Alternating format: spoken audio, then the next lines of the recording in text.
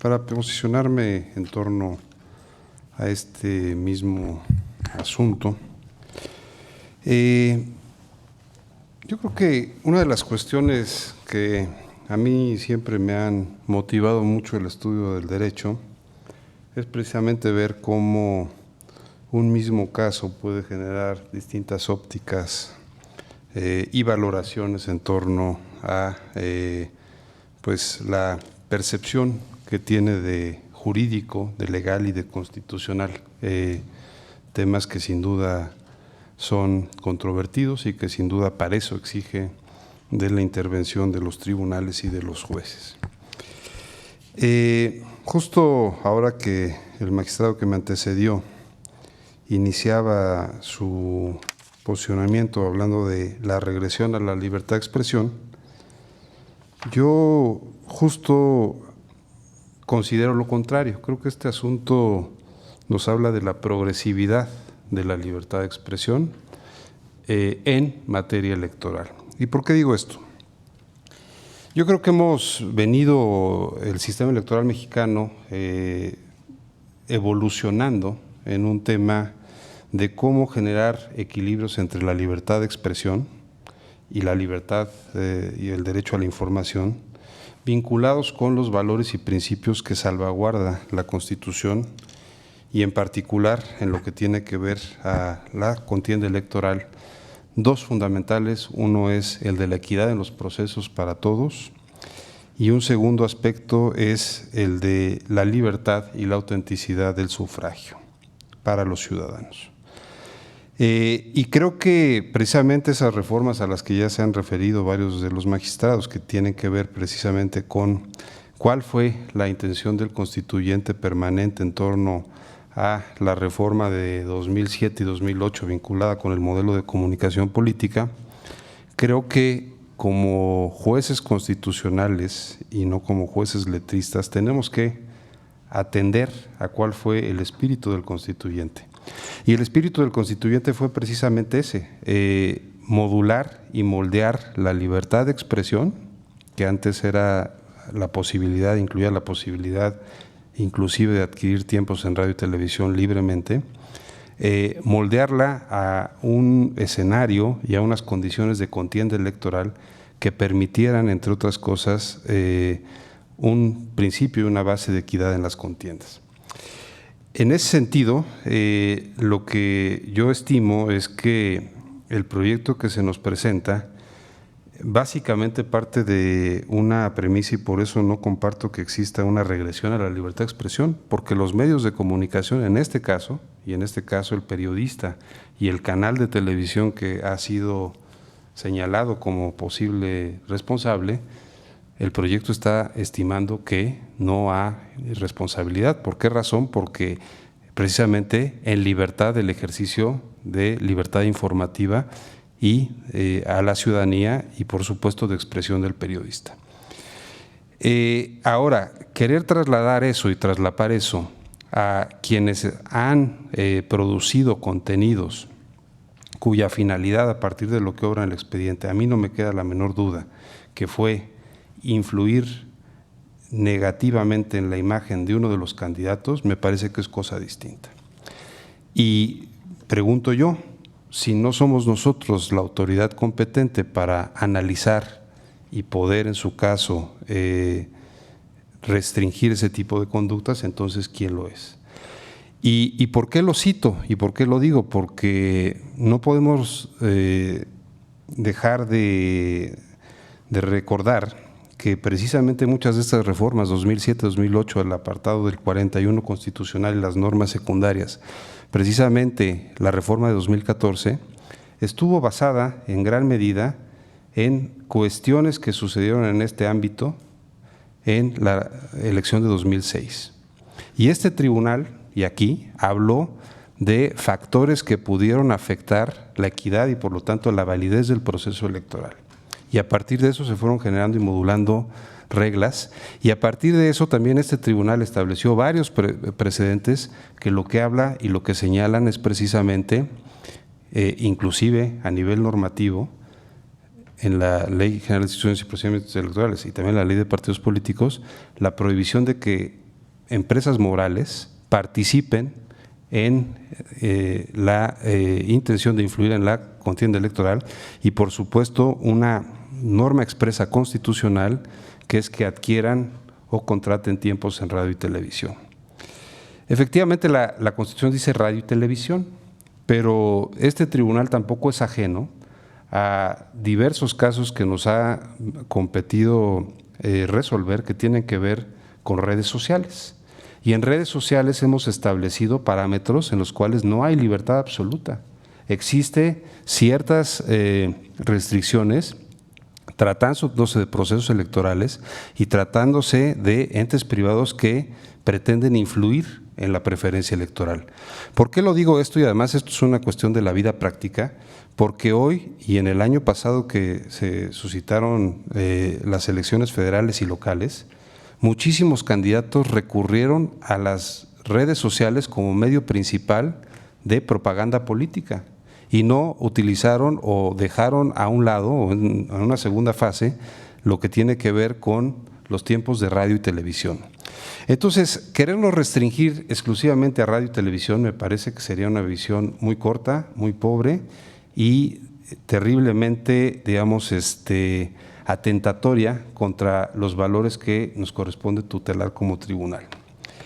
Y esto creo que lo que acaba, como ya decía, es precisamente enmarcando ¿qué somos? Somos un juez letrista que le corresponde decir solo dice la Constitución radio y televisión, o somos un juez constitucional que lo que busca es tutelar el sistema en su integridad.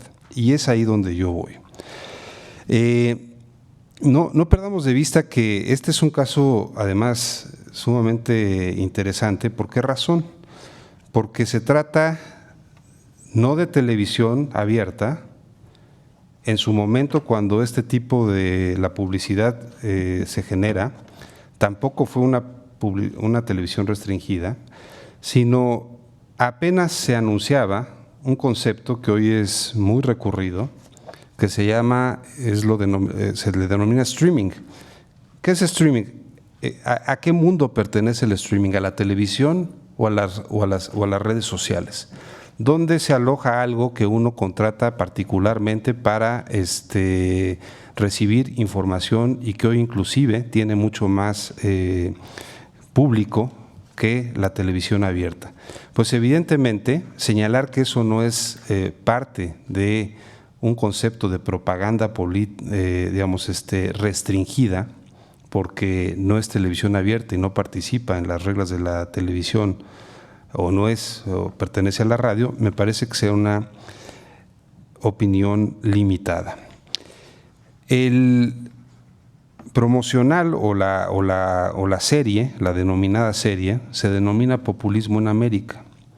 Y si uno analiza su contenido, y si uno analiza los aspectos que tienen que ver y que a un juez le corresponde analizar el modo, tiempo y lugar en el cual se dan los hechos denunciados, pues uno se percatará que es una serie que consiste particularmente, lo que aquí se queja o lo que aquí se analiza, en un capítulo donde es tremendamente denostativo contra uno de los candidatos a la presidencia de la República.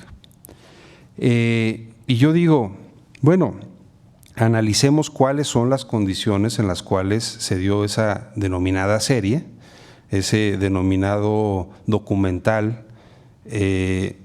y veamos si tenía o no tenía una finalidad de influir en el proceso electoral.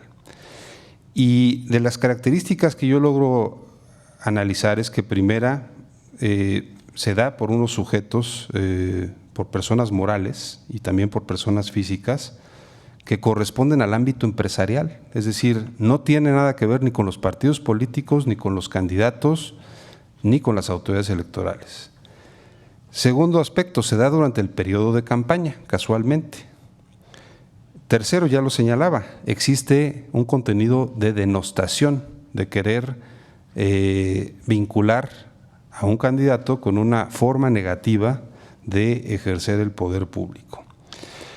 Tercera, se entra en nombre del candidato y la imagen, Y aquí muchas veces hemos analizado todos esos factores de lo que implica cuando verdaderamente existe una intención de influir en las preferencias electorales. Y se emplean calificativos o descalificativos como redentor furioso y otros más. Y por supuesto el que el candidato es un líder populista.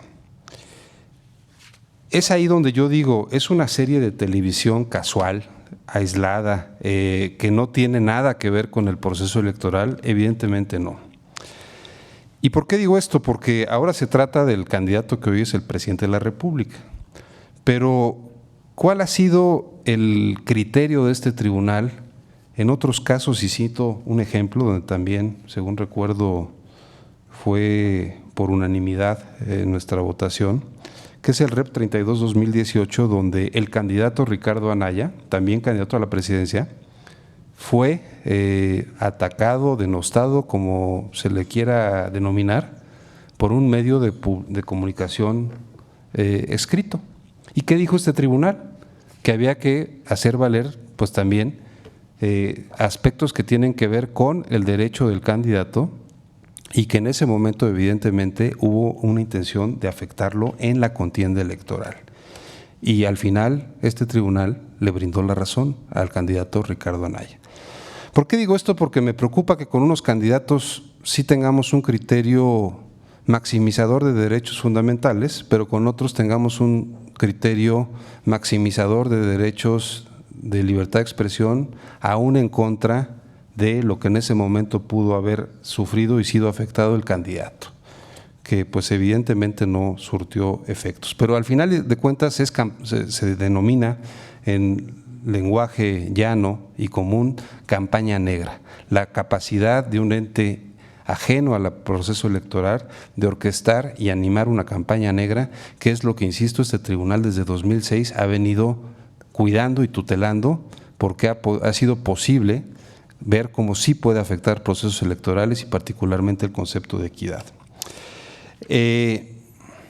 Por último, yo creo que esta cuestión, más allá de discursos políticos de cuál es la situación en América Latina y el mundo en torno a la libertad de expresión, nos exige una máxima responsabilidad en lo que tiene que ver con la capacidad de juzgar a iguales de manera igual y juzgar a desiguales de manera desigual. Creo que aquí no está viendo atentado el derecho a la libertad de expresión, porque el derecho a la libertad de expresión creo que el propio proyecto lo salvaguarda diciendo el periodista, y en este caso el medio de comunicación, ejercieron su labor periodística y eso es en aras a una libertad de expresión y de información del público. Lo que no es dable es pretender que campañas negras, digamos, disimuladas, acaben teniendo una aceptación bajo una falsa premisa y una falsa máscara de absoluta libertad de expresión, creación intelectual o cualquier aspecto que tenga que ver con una libertad de expresión que no es acorde con todos los principios constitucionales que a este tribunal le corresponde salvaguardar. Esto sería cuanto, magistrado presidente.